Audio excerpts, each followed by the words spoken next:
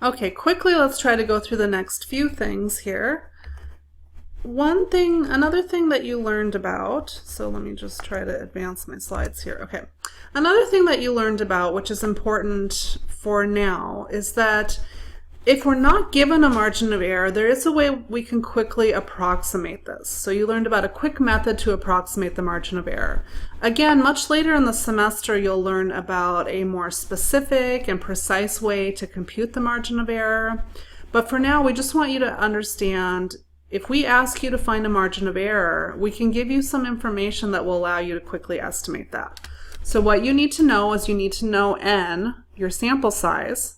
And remember, you would take 1 divided by the square root of n, and then you're going to multiply that by 100%, because what a very important idea here is that you're working with proportions or percentages, and so you want to express your margin of error in those units. So the units would be in the units of percentage. So whatever you get once you divide 1 by the square root of n, you need to multiply by 100% to put that in percentages. And then you can use that with your original sample proportion or your sample percentage. So we're going to practice this in a moment, but this is a really key, very important part of this. You have to remember to multiply by 100%, or the margin of error you get is not really going to make sense, and it's not going to work the way you think it works. So let's practice this with a new example. So the Red Roof Inn conducted a survey, and they were trying to find out what kinds of things were important to their customers. And they found that Wi-Fi, having complimentary Wi-Fi, was more important to customers than complimentary breakfast or parking. So imagine you're going to a hotel, what are some things that you look for? Maybe you want to be able to get connected to the internet. You don't want to have to pay a lot to be able to connect. So there's a link here if you want to learn a little bit more about this. So they mentioned in the article that they surveyed 800 travelers nationwide, and we're going to assume, for the sake of this example, that this is a random sample. And we know with random samples there's going to be random sampling error, and so if we get some kind of sample estimate, we have to take that random sampling error or that sampling variability into account by computing a margin of error. So 80% of the travelers of this, 80% of the 800 travelers had a more favorable opinion of a hotel offering complimentary Wi-Fi with guaranteed speeds. Now I want you to use this information to estimate the margin of error. And what I would suggest doing is just pausing the video, trying to work through this on your own, and then coming back to see if your answers match what I'm going to show you. Now what I always do is I begin by laying out what information I have. They give me a sample size. They tell me it's 800. They give me the sample percentage here. I don't need to use that to compute my margin of error, but I will want to use that later on if I want to construct a confidence interval based on my margin of error. So knowing I have 800, that's all I really need here to help me figure out the margin of error. I would take 1 divided by the square root of n times 100%. And that's going to give me 1 divided by the square root of 800 times 100%. And approximately that's going to give us 3.5%. So we're 95% confident that our estimate here based on the sample is within 3% or within 3.5% of what's actually going on in the population. So again, if you want to take this a step further, you can add and subtract 3.5% from 80% to actually get an interval. And you're 95% confident that the true percentage of individuals in the population who prefer guaranteed Wi-Fi or prefer complimentary Wi-Fi with guaranteed speeds is between those two numbers in your interval. So again, just right now the idea is just knowing how to estimate the margin of error. Knowing also how to think about what impacts the margin of error is important, because remember earlier I mentioned that our goal is really to have a small margin of error. We want to be as precise as we can be about what's going on in the population. So think about things that you could do when you're designing a survey to try to decrease that margin of error. So here's another poll that was conducted, and I have a link here if you want to go and read more about it. I'll make sure to post a link on our website. But this poll was conducted in 2014. It's all about Valentine's Day. So here's the poll question: what do you prefer for a Valentine's gift? And they surveyed lots of individuals, males and females. They surveyed older and younger individuals. So I won't tell you all the results. I'll let you go and see. If you're really, really curious, you can go and see and maybe you'll get some ideas for the next Valentine's Day. But the sample included 1,008 adults nationwide. It appeared that they were selected randomly. The poll was conducted by telephone.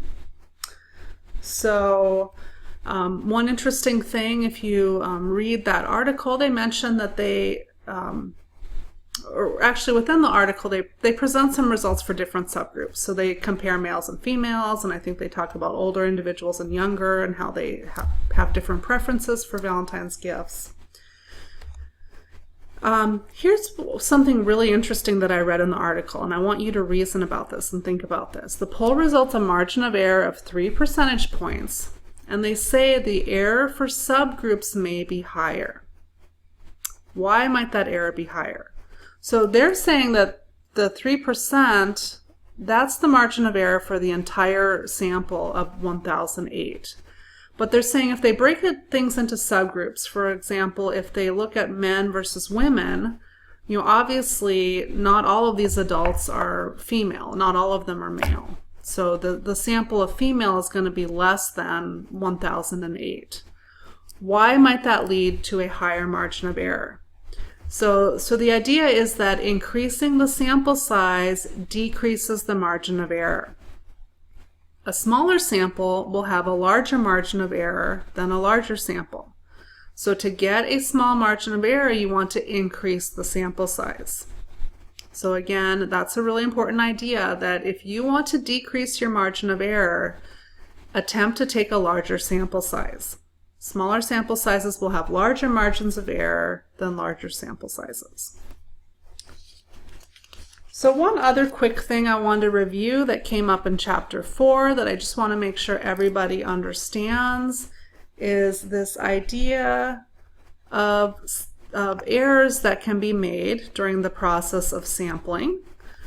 And we distinguish between sampling errors and non-sampling errors. So that's something really important to think about, something that we want you to have an understanding about, something we'll ask you about in homework, on assessments.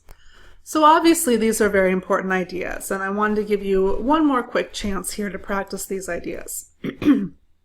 Okay, so how much do you think the average wedding costs in the US?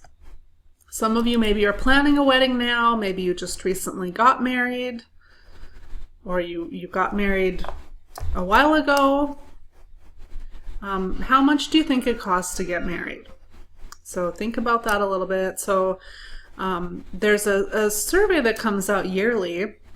It's called the Real Wedding Survey, and they have lots of really interesting, fun information about weddings. So if you really love that kind of stuff, you might want to check out this link and learn some statistics about weddings. What are the most popular colors? What are the sizes of weddings? Popular wedding gifts? Things of that nature. So this survey came out, and they had a really large sample size. So 18,000 brides participated in this survey, and they were able to participate between January and December, so throughout the year of 2015. The respondents were recruited in a particular way to be a part of this survey. So they were recruited from the Knot.com membership, and according to the Knot.com, this represents nearly 80% of brides nationwide. So I guess there's a website brides can be a part of that helps them with wedding planning. That's what the Knot.com is all about. And they said that the respondents represent a variety of ethnicities and educational and income levels and are geographically dispersed across the country. So again, if you go to this link, and I'll put a link on the website, they'll share more details with you about who the sample is and their sampling methods. But let's say this is all you know. So let's say the information I give you is kind of all you know. You don't have access to this link, so you can't read more. And I ask you a couple of questions, or I point out a couple of things and I ask you to think about them. So for example, let's say that we learn that some of the brides say they spent more than they really did on their weddings, simply because they want to impress the individuals conducting the survey. So maybe they want to seem like they're richer than they really are. They want to seem like they really took their weddings seriously and put lots of finances into the weddings. So what kind of error would this be? So essentially here, people are not being truthful, they're giving false information.